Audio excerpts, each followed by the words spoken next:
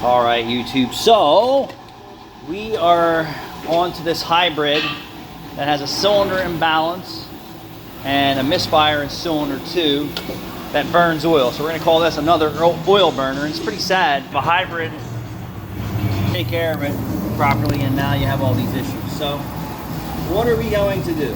Well, we're going to convert it to Valveoline Restore and Protect. And we're going to see if we can't resolve the oil consumption or reduce it. Since I don't know the history of this car, I can only tell you that it's been neglected. So we're going to fill her up with the Valveoline Restore and Protect. And then we're going to keep our fingers crossed. So if the engine's burning oil and you're running overextended oil changes, you need an engine. Sometimes it's savable and sometimes it's not. We had that Mitsubishi in here with 280,000 miles on it that had 0 oil on the stick. The customer says he was running 7 and 10,000 mile oil changes. Pep Boys wasn't advising him properly, and within 75 miles the bottom end went on his 280,000 mile motor. Could it have gone longer if he was meticulously maintained it and was aware of his issues before the oil consumption got out of control and him just pressing the oil? Well, Pep Boys is his regular oil change place and they weren't advising him.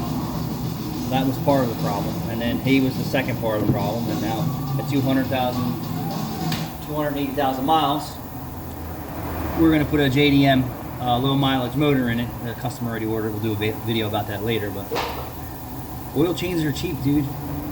Oil changes aren't as cheap as they used to, but still cheaper than an engine. So, you know, overextending your oil changes is just stupid. It's just a stupid thing to do, unless you're rich. If you're rich, you can treat things the way that you want to and get away with it. So what are we going to do to this car? We're going to hope for the best. We got Valveoline Restore and Protect in it.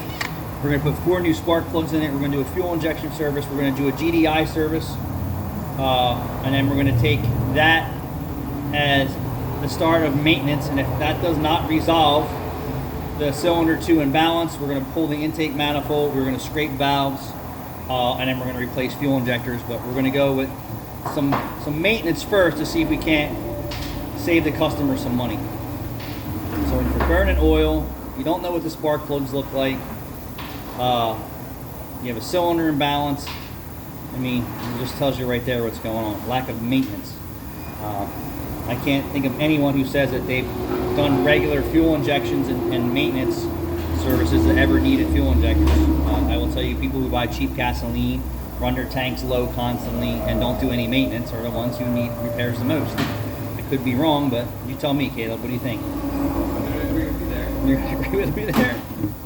So we're going to do some additives to the crankcase too. We're going to use the JB in-tank service. JB? Oh, JB! BG? No, JB. Oh, JB. No. Or BJ, whichever one you want to call it. If you're dyslexic.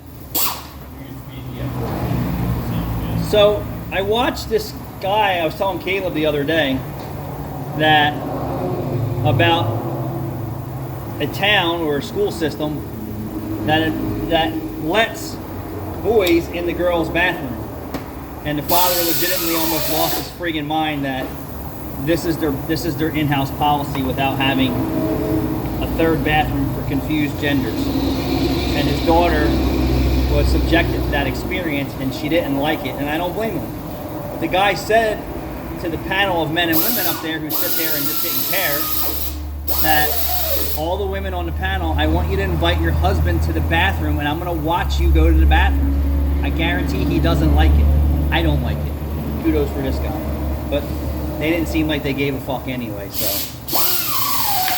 I'm not going to bore you with the rest of this shit. We're going to move on. But this is what we're doing to this hybrid. It's a shame the car's in this condition at 80,000 miles. Thanks for watching.